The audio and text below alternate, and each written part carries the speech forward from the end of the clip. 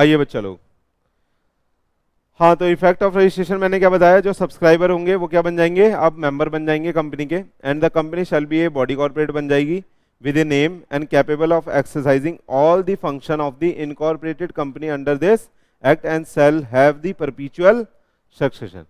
सिर्फ perpetual succession क्या यार, सब कुछ मिल जाएगा ना, तुमने परपेचुअल सक्सेशन यहाँ पे लिख दिया, सब कुछ मिल जाएगा, जितने भी फीचर होते हैं कंपनी के वो सारे फीचर आ गए। अब तो आ रहा है या नहीं आ रहा, देखो कह रहा है with the power to acquire hold dispose of the property to the contract शीव कर सकती है, और उसके ऊपर भी केस फाइल हो सकता है, and by the said name, यानी अब जो भी कार्रवाई होगी वो कंपनी के नाम से होगी। समझ में आ रहा है या नहीं आ रहा, चल सकते हैं, चल सकते हैं, बोलो बोलो। ये बेटा स्टडी मटेरियल से हम लोग कवर करेंगे, है ना, वही चीज है कि इनकॉर्पोरेट हो गई तो उसको अलग नाम से पुकारा जाएगा, है ना, वो चीजें यहाँ पे लिखी हुई हैं। आइए आगे, मेमोरेंडम पढ़ा दूं, फटाफट पढ़ाऊंगा। मेमोरेंडम आपने पढ़ा हुआ है, रीड मारेंगे बस। मेमोरेंडम का मतलब मैंने क्या बताया आपको, बोलो बोलो क्या बताया, अरे बोलो क्या, ये कंपनी के बायलॉ होते हैं, इसमें कंपनी के बारे में जो जो कंपनी की पावर्स हैं, जो जो कंपनी की ड्यूटीज हैं, सब कुछ लिखा होता है। कंपनी को मेमोरेंडम ऑफ एसोसिएशन के दायरे में रह के काम करना होता है। समझ में आ रहा है या नहीं आ रहा, हाँ चले आइए। कह रहा है बेटा ये कैसा डॉक्यूमेंट है, एक ध्यान से सुनना, फंडामेंटल डॉक्यूमेंट है। Memorandum of association is the fundamental condition upon which alone is allowed to incorporate. कह रहा है definition for meaning the definition and meaning of memorandum पढ़ लो। कह रहा है memorandum means the memorandum of association of the company as originally framed and as altered from the time to time in pursuance of the provision of the company law of this act। कुछ नहीं कह रहा है, कह रहा है memorandum का मतलब वही है जो मेमोरेंडम हमने फ्रेम करा है और जिसको हम अमेंड करते रहते हैं टाइम टू टाइम। ठीक है, मेमोरेंडम का मतलब मैंने आपको सिंपली बता दिया है। मेमोरेंडम का मतलब क्या है, बायलॉ, कंपनी को जिस rules and regulation power duties के दायरे में रह के काम करना है वो सब हम कहाँ लिखते हैं, मेमोरेंडम में लिखते हैं। चलें आगे, आइए। कह रहा है memorandum of association is the document which contain the fundamental provision of the companies constitution.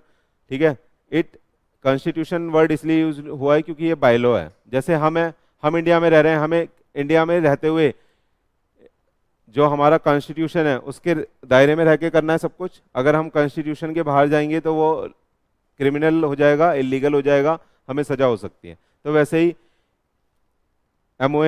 MOA क्या है, वो कंपनी के लिए एक तरह से कॉन्स्टिट्यूशन की तरह काम करता है। वो कंपनी के बायलॉ होते हैं, कंपनी को जो भी करना है उसके दायरे में रह के करना है। समझ में आ रहा है या नहीं आ रहा, आइए। It define as well as confine the power of the company. ये क्या करता है बेटा, देखो सुनो, डिफाइन करता है और कन्फाइन करता है क्या क्या कंपनी की पावर्स हैं। कह रहा है it not only shows the object of the formation but also determine the utmost possible scope of its operation beyond which it action can not go. कह रहा है ये सारी वो वाली चीजें लिख देता है जिसके बाहर एक कंपनी नहीं जा सकती। समझ में आया, जैसे मैंने मेमोरेंडम में लिख दिया कि भैया हम 5 करोड़ से ज्यादा का लोन नहीं ले सकते तो नहीं ले सकते। क्लियर है, अगर ले लिया तो हमने गलती कर दी, वो लीगली इन्फोर्सेबल नहीं होगा। पढ़ाऊंगा आगे, आ रहा है या नहीं आ रहा, आ रहा है,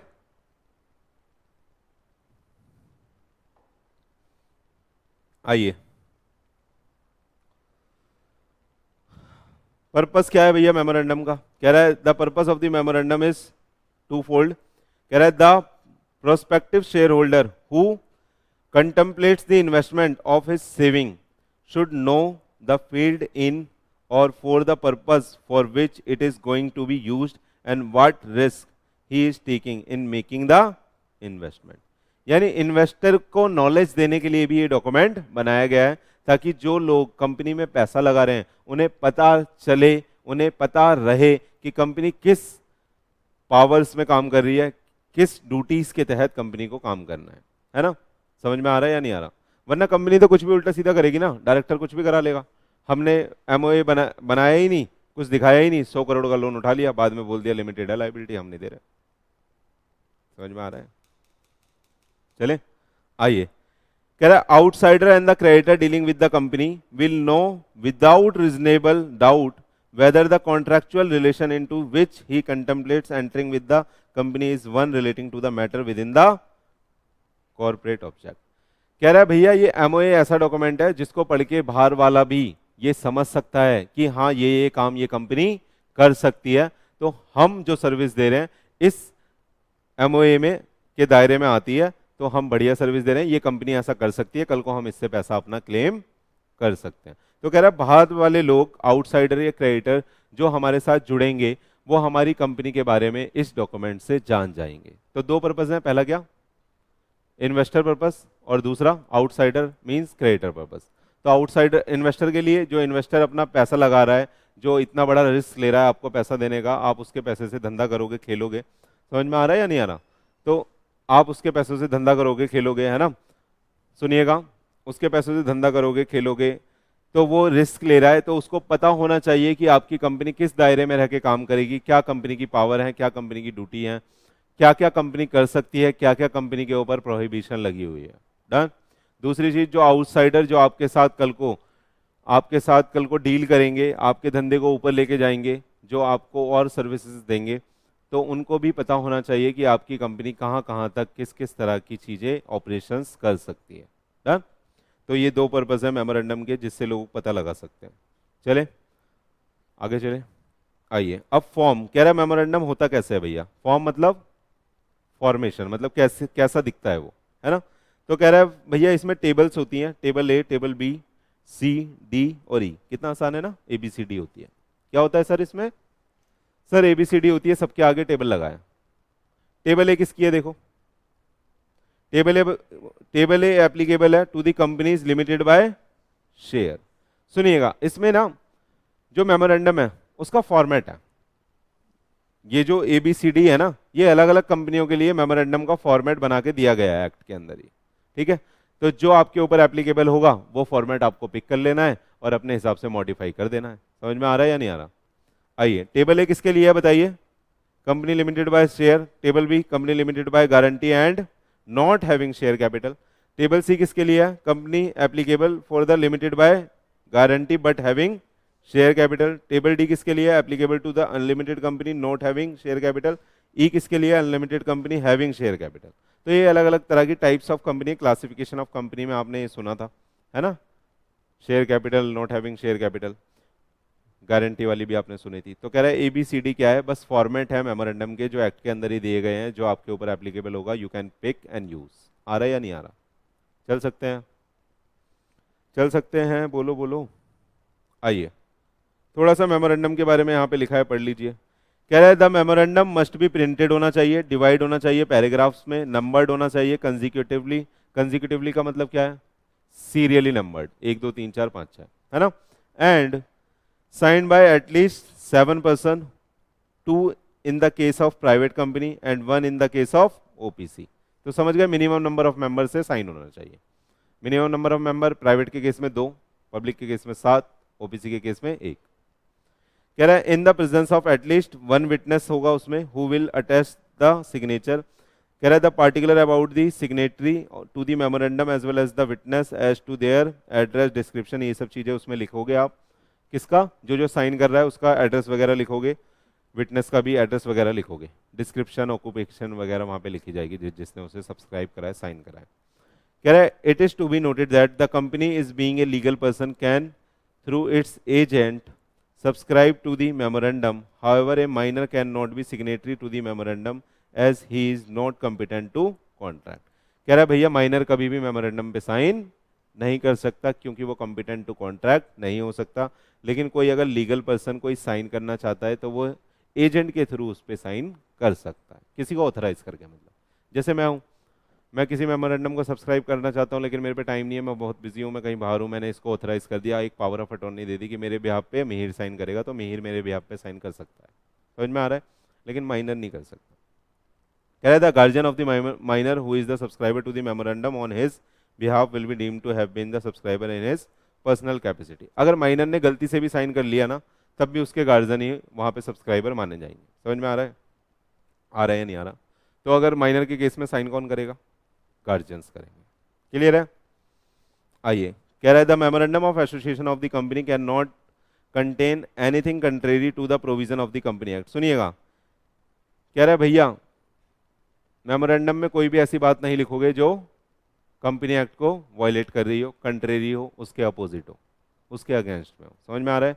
तो मेमोरेंडम में कोई भी बात आप ऐसी नहीं लिख सकते जो कंपनी एक्ट के अपोजिट है, अगेंस्ट है। सही है? समझ में आ रहा है?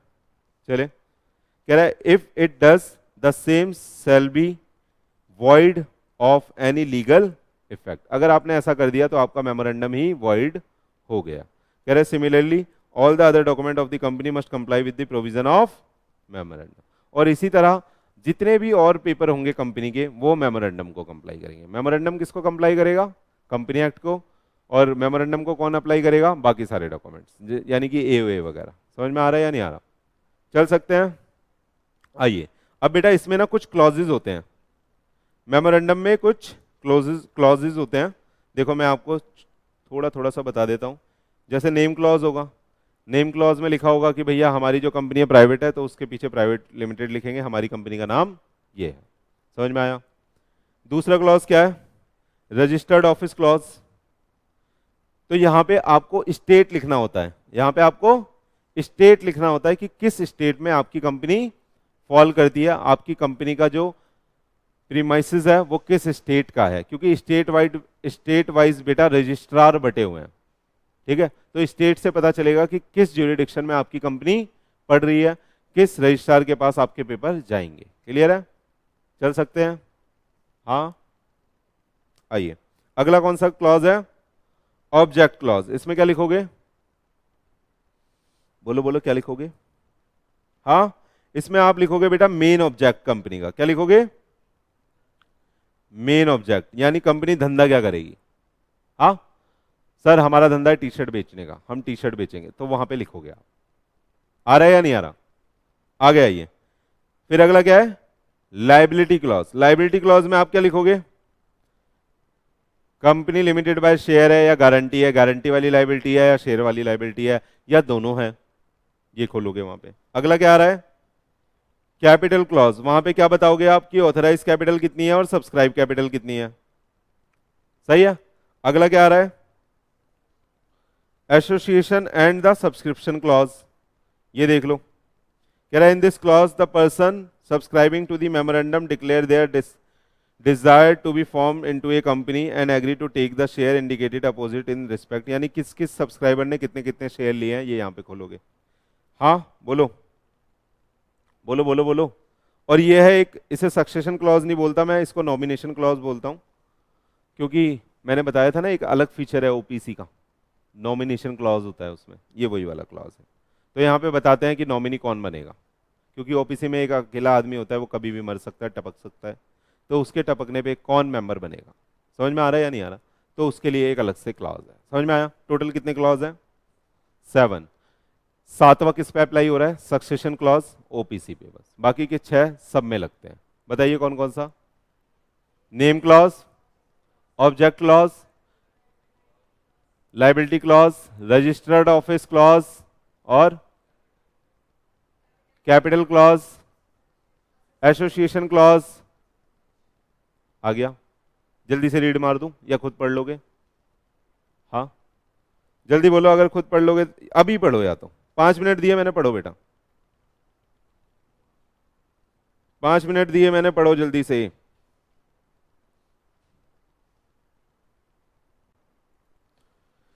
नेम क्लॉज की बात करते हैं। बोलता है, आप तो पढ़ नहीं पाओगे, मैं ही पढ़ा देता हूं, है ना।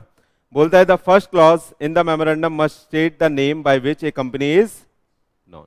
यानी क्या नाम होगा उसका। कह रहा है the name of the company with the last word limited लगाओगे या इन case of the public company, और या प्राइवेट लिमिटेड लगाओगे इन case of private limited company. कह रहा है this clause is not applicable on the companies form under section 8 of the act, क्योंकि उन्हें ना लिमिटेड लगाना होता ना प्राइवेट लिमिटेड लगाना होता, वो किसी भी नाम से चल सकते हैं। उनके पीछे सुनिएगा, सेक्शन 8 कंपनी के नाम के पीछे आपको प्राइवेट लिमिटेड या लिमिटेड लगाना जरूरी नहीं है, ऐसा लाइसेंस ही आपको मिल जाता है। ठीक है? अगर आपको सेक्शन 8 कंपनी का लाइसेंस मिल गया तो आप कुछ भी खोल सकते हो, मतलब सहायता ग्रुप ऐसे करके नाम रख सकते हो। समझ में आ रहा है? आ रहा है या नहीं आ रहा? आइए, कह रहा है the name including the phrase electoral trust may be allowed to the registration of the company to be formed under section 8 of the act in this in accordance with the electoral trust scheme। कह रहा है अगर आपको electoral trust नाम के पीछे लगाना है तो भैया उस स्कीम के तहत आपका रजिस्ट्रेशन होना चाहिए जो कि नोटिफाई करी है central board of direct taxes ने। कह रहा है for the company under section 8 of the act the name shall include the word foundation use कर सकते हो आप, फॉरम यूज कर सकते हो, एसोसिएशन यूज कर सकते हो, फेडरेशन यूज कर सकते हो, चैम्बर यूज कर सकते हो, कन्फेडरेशन यूज कर सकते हो, काउंसिल यूज कर सकते हो और ये सब यूज कर सकते हो। समझ में आ रहा है? तो कह रहा है अगर आप भैया कोई चैरिटेबल काम करने के लिए सेक्शन 8 कंपनी खोल रहे हो तो प्राइवेट लिमिटेड या लिमिटेड लगाने की जरूरत नहीं है। अदरवाइज अगर आप प्राइवेट लिमिटेड खोलोगे तो प्राइवेट लिमिटेड लगेगा नाम के पीछे और पब्लिक खोलोगे तो लिमिटेड लगेगा। समझ में आ रहा है या नहीं आ रहा? आइए, रजिस्टर्ड ऑफिस क्लॉज कुछ भी नहीं है, वहां पे आपको बताना है कि आपका किस स्टेट में रजिस्टर्ड ऑफिस है जहां पे आपकी कंपनी सिचुएटेड है, but exact address of the state is not required to be stated. सिर्फ आपको यहाँ पे स्टेट बताना होता है, जैसे कि आपका क्या है यहाँ पे, जिला गाजियाबाद, बदमाशों का जिला। आ जाओ। ऑब्जेक्ट लॉज में आपको क्या बताना होता है? क्या बताया मैंने? मेन ऑब्जेक्ट, धंधा किस चीज का करोगे। कह रहा है object for which the company is propose to be incorporated any matter concern the necessary for the furtherance thereof, और कोई भी दूसरा आप इंसिडेंटल ऑब्जेक्ट भी डाल सकते हो जो उनसे रिलेटेड है। जैसे सर टी शर्ट बेच रहे हैं तो बच्चों की भी टी शर्ट बेच सकते हैं फ्यूचर में, अभी हम बड़ों की बेच रहे हैं। समझ में आ रहा है? हाँ, या हम इसके साथ ट्राउजर या जींस भी बेच सकते हैं फ्यूचर में, अभी लेकिन टी शर्ट बेच रहे हैं। तो एडिशनल ऑब्जेक्ट भी, इंसिडेंटल ऑब्जेक्ट भी आप डाल सकते हो। कह रहा है if any of the company change of its activity which are not reflected in its name it shall be change its name in the line। कह रहा है जो आपका ऑब्जेक्ट है और जो आपका नाम है वो बेटा उससे रिलेटेड होना चाहिए। समझ में आ रहा है या नहीं आ रहा? कह रहा है आपकी कंपनी का नाम और आपका ऑब्जेक्ट थोड़ा मिलता जुलता होना चाहिए, सिंक्रोनाइजेशन में होना चाहिए। जैसे मैंने एक कंपनी बनाई अभी, CNR फूड्स प्राइवेट लिमिटेड। क्या बनाई? CNR foods private limited. तो उससे पढ़ के क्या समझ में आ रहा है? कपड़ों का धंधा करेंगे क्या? कुछ खाने पीने का धंधा है तो उनका धंधा है बेटा, वो नॉन वेज बेचेंगे। सही है, फ्रोजन वाला, जो खाता हो मंगा लेना। लाइबिलिटी, आइए लाइबिलिटी क्लॉज में क्या लिखेंगे बेटा? पढ़ा दिया यार, बोलो ना। The liability of the member of the company whether the liability limited है, अनलिमिटेड है, also state limited by share है या फिर लिमिटेड बाय गारंटी है या दोनों है ना। कंट्रीब्यूट कितना कितना करोगे असेट में कंपनी के in the event of the wounding of, जब अगर गारंटी वाली है आपकी तो ये पढ़ लेना खुद से। आगे चलें, आइए कैपिटल क्लॉज में क्या होगा? कैपिटल क्लॉज में आप लिखोगे ऑथराइज कैपिटल कितनी है, कितने कितने में उसको डिवाइड करा है, कितने लोगों में सब्सक्राइब करी है, इंडिकेट करोगे अपोजिट नेम जिसने उसको सब्सक्राइब करा है और उनका कितनी कितनी शेयर कैपिटल उन पे है। सही है। A company not having share capital need not to have this clause. अगर उसमें शेयर कैपिटल ही नहीं है, यानी गारंटी वाली कंपनी है, कोई कैपिटल नहीं है, सही है, तो क्या वहां पे ये क्लॉज होगा? नहीं होगा। समझ में आ रहा है या नहीं आ रहा? क्लियर है? नहीं सर कुछ क्लियर नहीं है, बोलते जाइए सर बस आप। अरे बोलो। देखिए इन दिस क्लॉज द पर्सन, कौन सा पढ़ा रहा हूं? एसोसिएशन और सब्सक्रिप्शन क्लॉज। कह रहा है in this clause the person includes a body corporate subscribing to the memorandum declare their desire to be performed into a company and agree to take the share indicated the opposite their respective name following are the statutory requirement regarding the subscription of memorandum। है ना। सुनिएगा, जो memorandum है ऊपर वाला समझ में आया आपको? कितना कितना किसने सब्सक्राइब करा है उसके नाम के सामने ये लिखना पड़ेगा कि 500 शेयर उज्ज्वल ने लिए, 500 कृष्णा ने लिए, 1000 निशांत ने लिए, 10,000 मिहिर ने लिए, 1 शेयर तन्नू मैडम ने लिया। ये सब लिखना पड़ेगा। समझ में आ रहा है या नहीं आ रहा? हाँ, आइए। कह रहा है the memorandum must be signed by each subscriber in the presence of at least one witness who must attach the signature. एक विटनेस के सामने क्या करना पड़ेगा? हमें मेमोरेंडम को साइन कराना पड़ेगा। कितने लोगों से? हर सब्सक्राइबर से जिन्होंने सब्सक्राइब कराया। सब्सक्राइबर कौन? जो फर्स्ट टाइम शेयर होल्ड कर रहे हैं कंपनी के, जो मेमोरेंडम पे साइन करेंगे। सही है।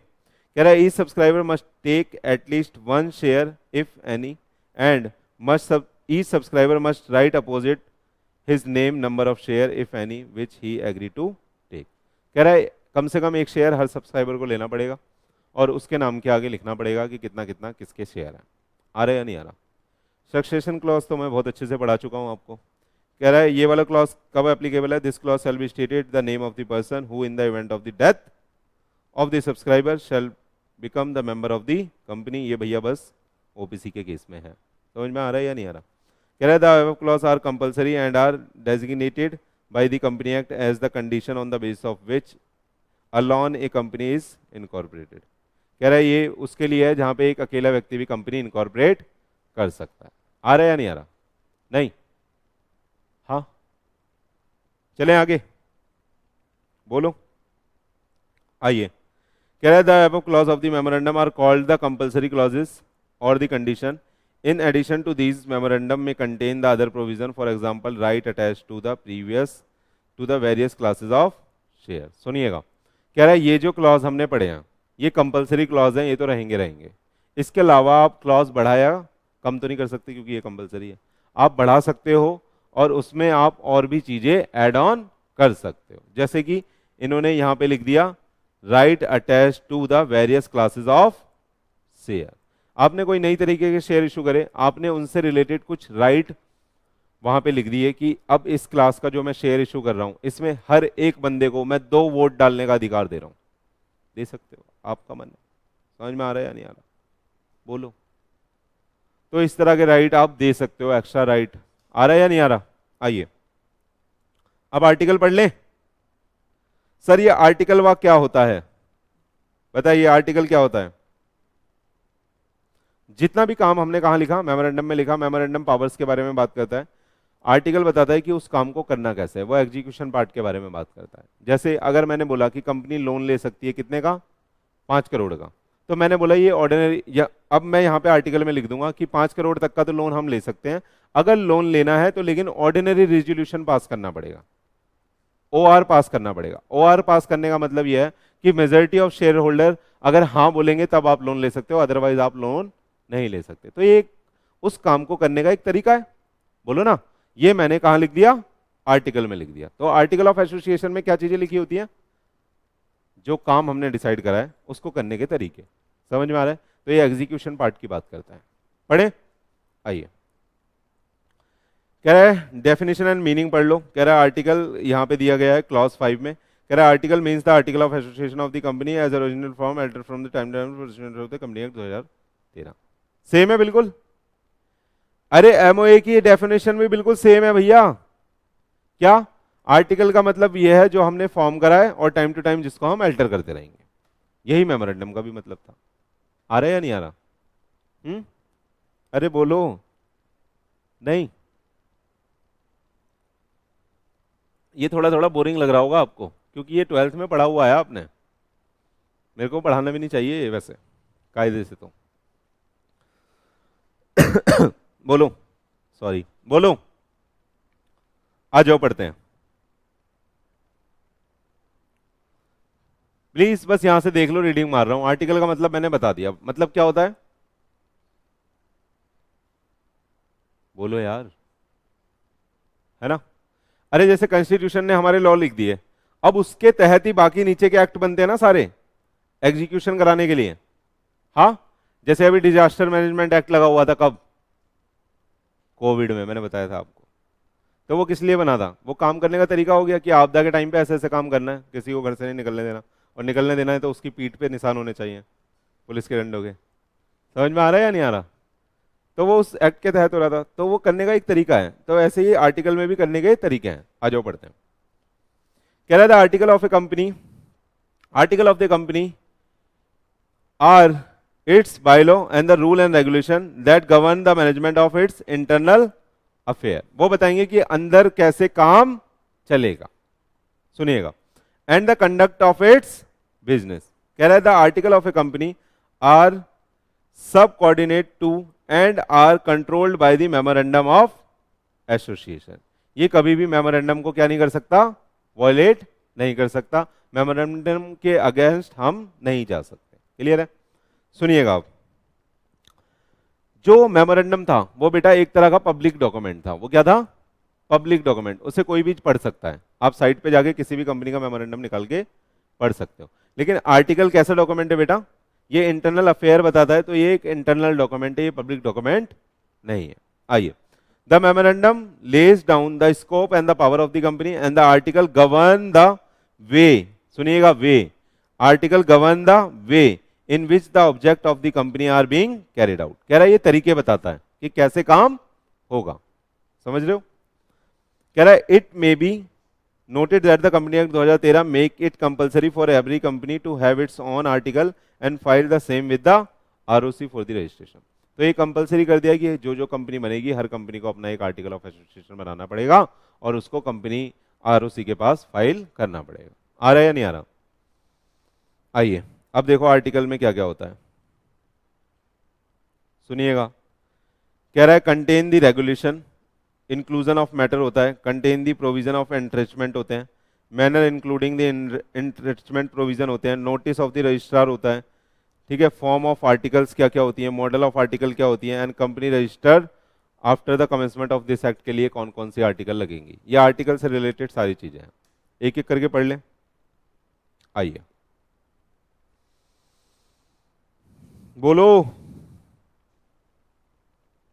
बोलो बोलो बोलो। इंट्रेचमेंट क्लॉज यहाँ पे लिखा है नोट्स में, देखना जरा। मेरे ख्याल से यहाँ पे नहीं है तो मैं बुक से पढ़ाऊंगा आपको, आज नहीं पढ़ाऊंगा लेकिन, ठीक है। इंट्रेचमेंट क्लॉज के बारे में पढ़ाऊंगा, अच्छे से अलग से पढ़ेंगे मस्त तरीके से, डन। आज हल्का हल्का पढ़ रहे हैं सब क्योंकि बच्चे कम आए हैं, है ना, फिर बच्चे रिकॉर्डिंग में दिक्कत करेंगे ना। आ जाओ। कह रहे हैं section 5 of the company act 2013 seeks to provide the content and the model of the article of association. The section let down the following law, देख लेना। कंटेन द रेगुलेशन, कह रहा है the article of the company shall contain the regulation of the management of company. ये बात बता दी क्या मैंने?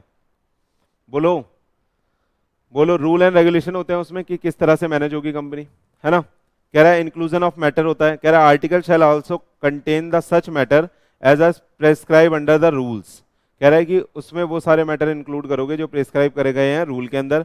However, a company may also include the additional matter in the article as may be considered necessary for the management। अगर आपको लगता है कि मैनेजमेंट के लिए कुछ और रूल्स बनाने चाहिए तो वो आप आर्टिकल में लिख के बना सकते हो। आ रहा है या नहीं आ रहा? हाँ, जैसे आपने लिख दिया कि भैया 5 करोड़ तक का लोन, आपने पहले लिखा था ओआर से, आपको लग रहा है कि भैया दिक्कत है इतना सारा लोन लेना, कल को कंपनी घाटे में जा सकती है, तो ओआर की जगह यहाँ पे एसआर पास करवाओ। एसआर का मतलब होता है स्पेशल रिजोल्यूशन, है ना। ओआर में मेजॉरिटी से काम चल जाता है, लेकिन एसआर में 75% यानी 3/4 चाहिए आपको। 3/4 अगर फेवर में होंगे तभी पास होगा एसआर। 75% लोग अगर फेवर में होंगे तभी पास हो पाएगा एसआर। समझ में आ रहा है आपको ओआर और एसआर का मतलब? ओआर का मतलब क्या है? Ordinary resolution. उसमें कितने से पास हो जाता है वो? अगर सुनिएगा, ओआर का मतलब क्या है? अगर 51 हमारे फेवर में है ना, और 50 फेवर में मतलब अगेंस्ट में है, तो ओआर पास हो जाएगा। क्यों? क्योंकि मेजोरिटी क्या है? फेवर में। समझ में आ रहा है? लेकिन एसआर कब पास होगा? जब आपके 75% लोग फेवर में होंगे और सिर्फ 25% अगेंस्ट में होंगे।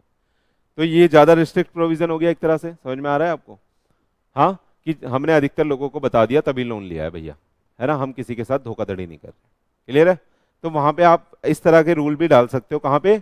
एओए में, कि भैया हमें लगता है कि ज्यादा रिस्ट्रिक्टिव प्रोविजन होने चाहिए इससे रिलेटेड, तो हम एसआर पास करवाएंगे। आ रहा है या नहीं आ रहा?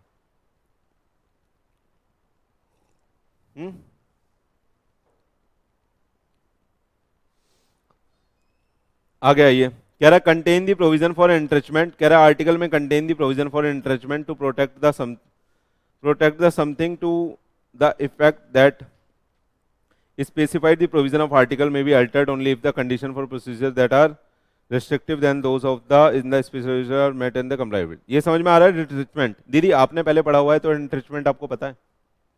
बताओ।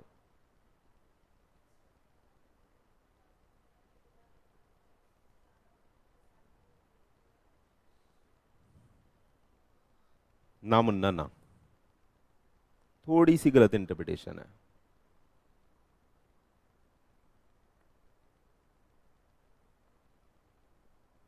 सुनो, मैंने आपको बोला, एक तो मैंने सिखाया कि 51% मेजोरिटी आ गई, ये यहाँ पे ओआर हो गया।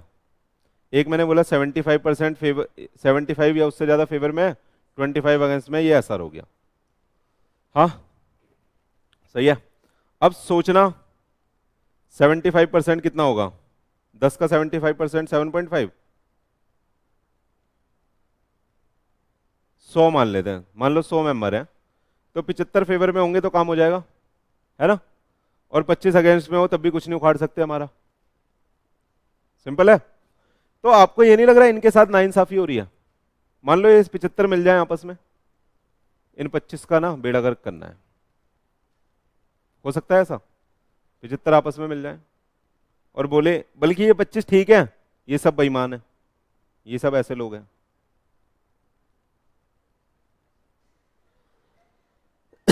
बदमाश लोग हैं और इन 25 को बेचारों को दबाए जा रहे हैं। तो इस केस में बोला जाता है कि हम एसआर से भी रिस्ट्रिक्टिव प्रोविजन डालेंगे। हम क्या करेंगे? एसआर से भी मोर रिस्ट्रिक्टिव प्रोविजन डालेंगे। क्या डालेंगे?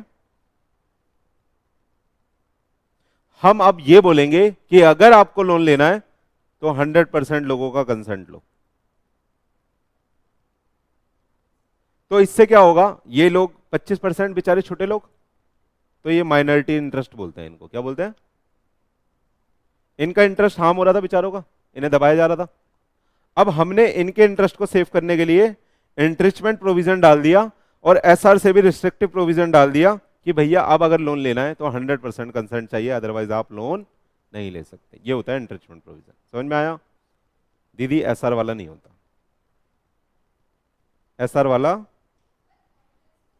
ना ना ना, एंट्रिचमेंट प्रोविजन का मतलब है एसआर से भी ज्यादा रिस्ट्रिक्टिव। खत्म? खत्म है ना? खत्म। अब आ जाओ, देखो पढ़ के देखते हैं, समझ में आएगा।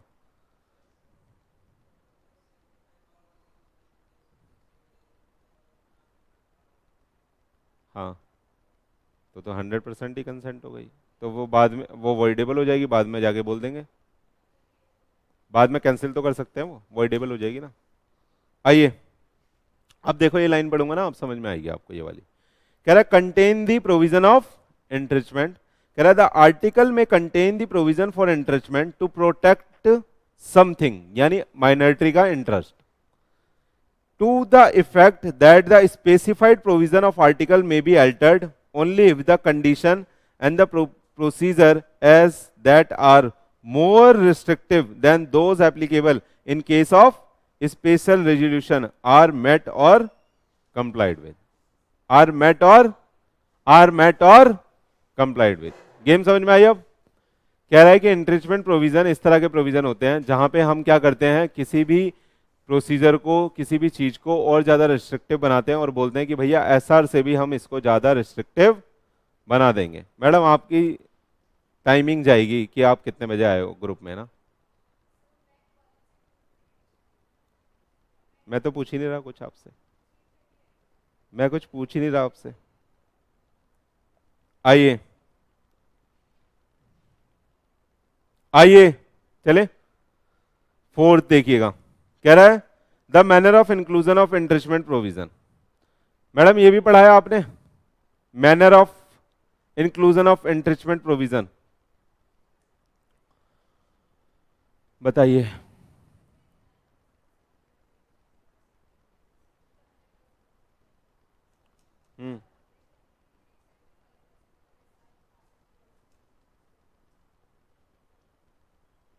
मजा नहीं आया? सुनो आप, कह रहा है मैनर क्या है, सुनिएगा। कह रहा है एंट्रिचमेंट प्रोविजन को आप डाल कैसे सकते हो।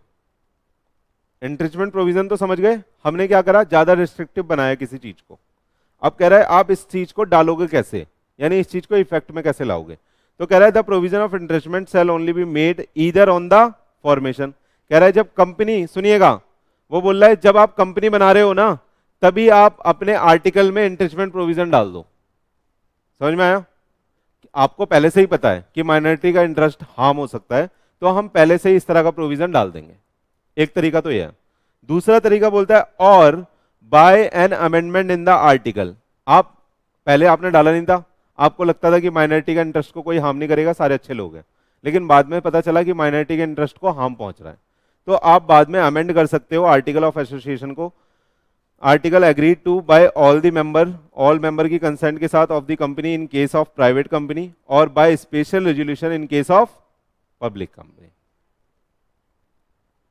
ये नहीं बोला था, यही बोला था दीदी ने, आपने फॉर्मेशन का नहीं बताया था ना, पहले वही बोलना था। सबसे अच्छा तरीका क्या है, आप जब कंपनी बना रहे हो तभी एंट्रिचमेंट प्रोविजन डाल दो, डन। क्योंकि भैया माइनॉरिटी का इंटरेस्ट तो हर जगह दबाया जाएगा, है कि नहीं। लेकिन आपने तब नहीं डाला, अब आपको बाद में लगा कि माइनॉरिटी के इंटरेस्ट को दबाया जा रहा है, लोग भैया फायदा उठा रहे हैं, 75% लोग एक साथ हो गए हैं, हर चीज पास कराए जा रहे हैं, काम करे जा रहे हैं, तो आप बाद में अमेंड कर लो। लेकिन प्राइवेट कंपनी में अमेंड करने के लिए क्या चाहिए, 100% कंसेंट, जिसको क्या बोलते हैं, यूनानिमस कंसेंट। आ रहा है समझ में। 100% कंसेंट से आप एंट्रिचमेंट प्रोविजन डाल दोगे प्राइवेट के केस में, और 75% की कंसेंट से यानी कि स्पेशल रेजोल्यूशन पास करके आप डाल सकते हो किस केस में, पब्लिक कंपनी के केस में। समझ में आया, एंट्रिचमेंट भी पढ़ा दिया, आया या नहीं आया। बहुत इंपॉर्टेंट है एंट्रिचमेंट, बच्चों को समझ नहीं आता, आपको आ रहा है। चलें आगे, आइए। कह रहा है अब नोटिस टू द रजिस्ट्रार देना पड़ेगा आपको, अगर आपने कोई एंट्रिचमेंट प्रोविजन डाला है। सुनिएगा, आपने कोई एंट्रिचमेंट प्रोविजन डाला है तो उसका नोटिस आपको रजिस्ट्रार को देना पड़ेगा कि हमने क्या करा है, अपने आर्टिकल ऑफ एसोसिएशन में एंट्रिचमेंट प्रोविजन को ऐड करा है। सही है, आइए। कह रहा है where the article contain the provision of entrenchment whether made on the formation और by the amendment, the company shall give the notice to the registrar for such provision in such form and the manner as may be prescribed। तो उन्होंने एक form निकाला हुआ है उस चीज को बताने के लिए, आप उस फॉर्म में लिख के डाल दोगे कि हमने अपने आर्टिकल में एंट्रिचमेंट प्रोविजन डाला हुआ है। आ रहा है या नहीं आ रहा, आ गया ये। कह रहा है फॉर्म क्या होता है, आर्टिकल का फॉर्म क्या होता है। जैसे भैया उसकी टेबल थी, देखिए आगे इसकी टेबल है, एफ वो कहां तक थी, आगे इसकी है ना, FGHIJ JKLM। किसी को गाना तो नहीं याद आया, आ जाओ। तो भैया वो ये उसी हिसाब से ही है, company limited by share, guarantee, having share capital, not having share capital, उनके लिए अलग अलग इसका फॉर्मेट दिया गया है। आप उस फॉर्मेट को ऑप्ट कर सकते हो और अपना आर्टिकल ऑफ एसोसिएशन तैयार कर सकते हो। आ रहा है या नहीं आ रहा। कह रहा है मॉडल आर्टिकल क्या होती है, कह रहा है कंपनी में adopt all or any of the regulation contain in the model article applicable to such company. यही सब बेटा मॉडल आर्टिकल है, यानी जो फॉर्मेट हमने दिया गया है वो आप ऑप्ट कर सकते हो, है ना, और उसमें बाकी के प्रोविजन भी आप अपने हिसाब से ऐड ऑन कर सकते हो। आ रहा है या नहीं आ रहा, बोलो नहीं, हाँ आगे चले, आइए। आगे बोलता है company register after the commencement of this act, मतलब के बाद। कह रहा है in case of any company which are registered after the commencement of this act in so far as registered the article of such company do not exclude और modify the regulation contain in the model article. यानी जो model article में लिखे गए हैं वो compulsory clauses हैं, वो तो आपको लिखने पड़ेंगे ना, उसको आप मॉडिफाई कर सकते। applicable to the such company those regulations shall so far applicable be the regulation of the company in the manner and to the extent as if may contained in the duly registered article of the company। तो कह रहा है John John से भी model आप पे applicable होते हैं, उसमें जो जो चीजें लिखी गई हैं वो कंपलसरी हैं, मिनिमम क्लॉजेज हैं, वो आपको ऐड ऑन करने ही पड़ेंगे। उसके अलावा एक्स्ट्रा कर सकते हो लेकिन उसको हटा नहीं सकते। समझ में आ रहा है या नहीं आ रहा, बोलो। आइए, बस आज इतना पढ़ेंगे, टेंशन नहीं लेने का, है ना। मैं आपको वो नहीं पढ़ा रहा आज, डॉक्ट्रीन डॉक्ट्रीन एक साथ पढ़ाता हूं मैं, सही है, थैंक गॉड, समझ में आ जाएगा। चलें आगे, बताओ आप difference between AOA and MOA पढ़ रहे हैं बेटा, अब तो समझ में आ गया होगा आपको। हाँ आइए पढ़ के देखते हैं। कह रहा है इसका ऑब्जेक्टिव क्या है, बोलो। ये कह रहा है एमओए क्या होता है, डिफाइन करता है और डीलिमिट करता है the objective of the company. यानी ये सिंक्रोनाइज करता है और एक जगह बताता है कि ये हमारी कंपनी इस तरह की है। समझ में आ रहा है, ये इसकी पावर है, इस दायरे में रह के हमें काम करना है। क्या मेमोरेंडम, मैनिफेस्टो नहीं बोलेंगे, मैनिफेस्टो आप प्रोस्पेक्टस को बोल सकते हो, मेमोरेंडम को नहीं बोल सकते। मेमोरेंडम पावर बताता है आपकी, कॉन्स्टिट्यूशन की तरह ले सकते हो, जैसे हमारे लिए कॉन्स्टिट्यूशन है, हमें कॉन्स्टिट्यूशन के दायरे में रहते हुए काम करना है, वैसे कंपनी के लिए मेमोरेंडम है। समझ में आया, मैनिफेस्टो को आप प्रोस्पेक्टस से कंपेयर कर सकते हो। चलें आगे, प्रोस्पेक्टस इंटर में पढ़ोगे क्या होता है। एओए क्या होता है बेटा, मेमोरेंडम ऑफ एसोसिएशन डिफाइन, दोबारा वही लिख दिया क्या, एओए के बारे में लिख लेना बेटा, वो रूल्स एंड रेगुलेशन बताता है यहाँ पे, ठीक। आगे रिलेशनशिप क्या होता है, एमओए डिफाइन करता है relationship of the company with the outside world, और ये किसके साथ, उसके मेंबर के। इंटरनल अफेयर बताता है ना कि किस तरीके से काम होगा। अल्ट्रेशन कह रहा है memorandum of association can be alter only under the certain circumstances in the manner provided under the act. और आर्टिकल ऑफ एसोसिएशन को आप कभी भी अल्टर कर सकते हो पासिंग स्पेशल रेजोल्यूशन। सही है। कह रहा है अल्ट्रा वायरस का मतलब क्या है, ये अभी पढ़ाऊंगा या पढ़ा दूं आज ही, पढ़ा देता हूं। अल्ट्रा वायरस तो इजी है। ओ वाओ, ये बड़ी परवाह करता है जो बच्चे नहीं आते उनकी, इनको उन्हीं के साथ भेजना पड़ेगा। डॉक्ट्रिन ऑफ अल्ट्रा वायरस पढ़ा दूं, चलो सुनो, ऊपर ऊपर से बता देता हूं, पढ़ाता नहीं हूं, पढ़ा नहीं रहा। सुनिएगा, जैसे बेटा हमारे कॉन्स्टिट्यूशन में लिखा है कि जो भारत है वो कैसा है, सेक्युलर कंट्री है ना। अरे लिखा है या नहीं लिखा, लिखा है ना। तो यहां पे अगर लिखा है या नहीं लिखा, अगर यहां पे हम किसी और धर्म के व्यक्ति को मारने लग जाएं, या उसका जो उसके रिलीजन का पूजा वर्शिप करने का जो प्लेस है उसको तोड़ने फोड़ने लग जाएं, तो क्या हमें सजा होगी? हाँ होगी। आपने सुना होगा दिल्ली में दंगे हुए थे, ताहिर हुसैन जी का नाम आया था, वो आम आदमी पार्टी के बहुत बड़े लीडर थे, जेल में हैं। समझ में आया आपको? क्यों? क्योंकि उन्होंने कॉन्स्टिट्यूशन के बाहर जाके ऐसी चीज लिख दी, ऐसी चीज कर दी जो कॉन्स्टिट्यूशन में मना थी। आ रहे समझ में? ऐसे ही बेटा हमारी जो कंपनी होती है उसका मेमोरेंडम होता है, उस मेमोरेंडम के दायरे में रह के आपको काम करना है। अगर उस मेमोरेंडम के बाहर, और इसको क्या बोला गया है, ये जो पेपर है ये कैसा है, ये आउटसाइड वर्ल्ड को हमारे बारे में बताता है ना। उस मेमोरेंडम के दायरे के बाहर जाके अगर किसी ने कंपनी के साथ डील करा है, जैसे कंपनी में लिखा था, सुनना ध्यान से, कंपनी में लिखा था कि कंपनी बस 10 करोड़ तक का लोन ले सकती है, सही है, और किसी बैंक ने कंपनी को 100 करोड़ का लोन दे दिया। एक्सिस बैंक था, 100 करोड़ का लोन दे दिया, क्या कंपनी वापस करने के लिए लाइबल होगी? Answer is no, answer is no. पूछो क्यों? जब कंपनी का एमओए एक पब्लिक डॉक्यूमेंट है, तो बैंक, तू क्या बेवकूफ है, तेरे को पता नहीं था कि 10 करोड़ का ही लोन कंपनी ले सकती है? पता था, तूने 100 करोड़ का क्यों दिया? तो कोई भी ऐसा काम, सुनिएगा आप, कोई भी ऐसा काम जो मेमोरेंडम के बियॉन्ड जाके कराए, उसके लिए कंपनी रिस्पॉन्सिबल नहीं होगी, और उस काम को हम बोलेंगे कि वो जो कॉन्ट्रैक्ट है वो वॉइड है, वॉइड एब इनिशियो है, कंपनी उसके लिए रिस्पॉन्सिबल नहीं होगी। मजे उड़ाओ, 100 करोड़ आ गए, 10 करोड़ भी नहीं करेगी। 100 करोड़ का लोन क्यों दिया? 10 करोड़ का लोन देते ना, तब 10 करोड़ पूरा वापस करती। समझ में आया? तो ये जो एक्ट था अभी, जो एक्सिस बैंक ने करा, वो कैसा करा? अल्ट्रा वायरस एक्ट था। अल्ट्रा वायरस मतलब बियॉन्ड दी पावर। समझ में आ रहा है? अल्ट्रा वायरस का मतलब क्या है? Beyond the power, Latin word है, गालियां वालियां तो आती है आपको, वही है अल्ट्रा वायरस, है ना। तेरी कंपनी का अल्ट्रा वायरस मारू, समझ में आ रहा है? तो अल्ट्रा वायरस का मतलब यह है बियॉन्ड दी पावर, ठीक है। अगर बियॉन्ड दी पावर जाके आपने कंपनी के साथ डील कराए, तो कंपनी उसके लिए रिस्पॉन्सिबल, यही डॉक्ट्रिन ऑफ अल्ट्रा वायरस से खत्म हो गया। आ रहे? पक्का? समझ में आया?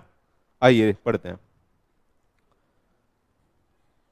ये पढ़ लो यार बस बॉक्स। कह रहा है act done by the company beyond the scope of the memorandum are the ultra vires and. समझ में आई ये लाइन? लेकिन लेकिन लेकिन लेकिन सुनिएगा आप, थोड़ा सा दिमाग लगाना पड़ेगा, मेरे को दुखता है आपका दिमाग यूज होता है तो। सुनो सुनो सुनो, ये तो यहां पे लिखा था 10 करोड़ और 100 करोड़ की बात। अब कंपनी के ना एओए में लिखा हुआ था कि अगर कंपनी ना 50 करोड़ का लोन लेगी, सुनना ध्यान से, तो एसआर पास कराना पड़ेगा। क्या पास कराना पड़ेगा? एसआर मतलब स्पेशल रेजोल्यूशन, जिसमें हमें 75% की कंसेंट चाहिए। लेकिन कंपनी ने ना 51 करोड़ का लोन ले लिया। कितने करोड़ का? 51 करोड़ का, और ओआर पास करा, एसआर पास नहीं करा। ओआर पास करा, एसआर पास नहीं करा। तो अब बताओ, इस बार भी एक्सिस बैंक ने ही लोन दिया था, क्या अब एक्सिस बैंक इस लोन को रिकवर कर सकता है? क्या एक्सिस बैंक इस लोन को रिकवर कर सकता है? यस और नो? हाँ, आंसर इज यस। पूछो क्यों? भाग जाए यहां से। पूछो क्यों? सुनो मैं बताता हूं। मैंने बोला था पूछो क्यों, मैंने ये नहीं बोला था बताओ क्यों, आप बताने लग जाते हो। पूछो क्यों? सुनो अब, क्योंकि एओए पब्लिक डॉक्यूमेंट नहीं होता, वो इंटरनल डॉक्यूमेंट होता है। अब भैया आपकी कंपनी के इंटरनल डॉक्यूमेंट में लिखा था एसआर पास करना है, आपने ओआर पास कर दिया, इसमें मेरी क्या गलती? मैंने तो आपको लोन दे दिया, एमओए में लिखा था 50 करोड़ तक का दे सकते हैं या 51 करोड़ का दे सकते हैं, मैंने दे दिया, ठीक है। लेकिन आपने एसआर की जगह ओआर पास करा, तो मैं थोड़ी ना देखने आऊंगा अंदर, ये पब्लिक डॉक्यूमेंट थोड़ी ना है, मेरे को तो मेरा पैसा चाहिए। तो इस केस में वो जो कॉन्ट्रैक्ट हुआ है वो वॉइड नहीं होगा, वो कॉन्ट्रैक्ट वैलिड रहेगा और कंपनी इसको बाद में ठीक करेगी एसआर पास करके। समझ में आई कहानी? समझ में आई कहानी? आइए, बच्चे ज्यादा पढ़ लेते हैं तो कंट्रोल नहीं होता उनसे। आ जाओ, कह रहा है द एक्ट, आ जाओ आ जाओ, the act ultra vires the articles can be ratified, please, can be ratified by the special resolution of the share holder beyond provided they are not beyond the provision of the memorandum. लेकिन अगर beyond the provision of the memorandum पहुंच गया तो वो हमेशा के लिए क्या हो जाएगा? वॉइड हो जाएगा। समझ में आया? वो कभी भी रेटिफाई नहीं हो सकता, वो कभी भी ठीक नहीं हो सकता। क्लियर है? वॉइड है तो वॉइड है। समझ में आया?